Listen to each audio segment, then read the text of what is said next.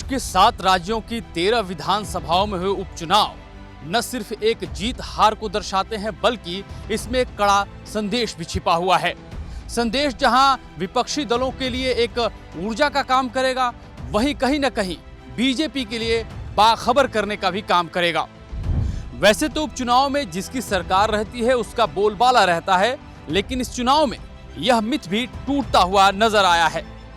लोकसभा चुनाव के बाद बीजेपी के लिए उपचुनाव मनमाफिक नहीं रहा है, बल्कि जोर का झटका देने वाला साबित हुआ है। हालांकि एक बार फिर से मध्य प्रदेश और हिमाचल ने बीजेपी की लाज जरूर बचा ली है।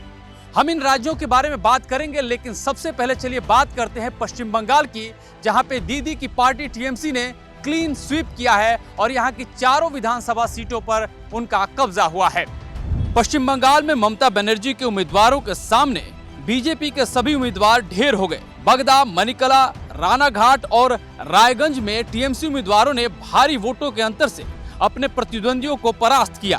बीजेपी सभी सीटों पर नंबर 2 की पोजीशन पे रही।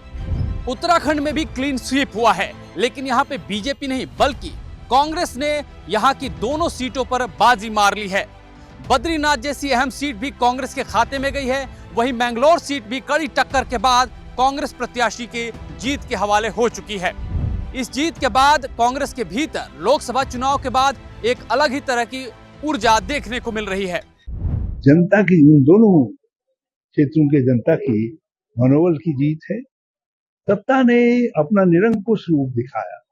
धन बल, आश्रित बल, लक्ष्य बल, गोली बल, तामसा बल, शराब बल, पुलिस बल, प्रशासन बल सब दिखाया, लेकिन जनता ने कहा नहीं, तुम जितना ये दिखाओगे हम कांग्रेस को वोट देंगे। इसके अलावा अगर हिमाचल प्रदेश की बात करें तो यहाँ भी 3 सीटों पर उपचुनाव थे। हमीरपुर विधानसभा को छोड़ करके 2 सीटों पर कांग्रेस का कब्जा हुआ है और ये सीटें हैं नालागढ़ और देहरा। देहरा में खुद मुख्यमंत्री सुक्खू की पत्नी कमलेश ठाकुर चुनाव लड़ रही थी और उन्होंने इस सीट पर बाजी मार ली है। वहीं हमीरपुर में अनुराग ठाकुर, जो कि बीजेपी के नेता हैं और सांसद भी हैं, उनका बोलबाला इस क्षेत्र में, इनका लाभ जरूर यहां मिला है और यहां पे बीजेपी प्रत्याशी ने कड़ी चुनौती का सामना करते हुए 1500 वोटों के अंतर से जीत हासिल की है।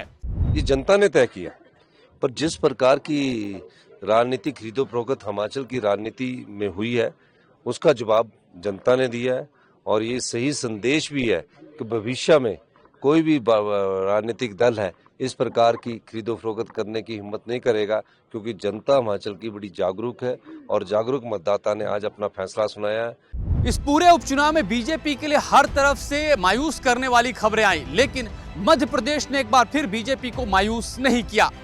यहाँ पर कमलनाथ के गढ़ अमरवाड़ा में बीजेपी ने जीत हासिल की। जिस तरह से बाकी जगहों पर कांग्रेस, डीएमके और टीएमसी के जीत से बीजेपी में हड़कंप दिखा, ठीक उलट यहाँ पे कांग्रेस के खेमे में बेचैनी देखी गई। जीतू पटवारी और उनके सिपहसालार बंद कमरे के भीतर काफी देर तक मंथन करते दिखाई दिए।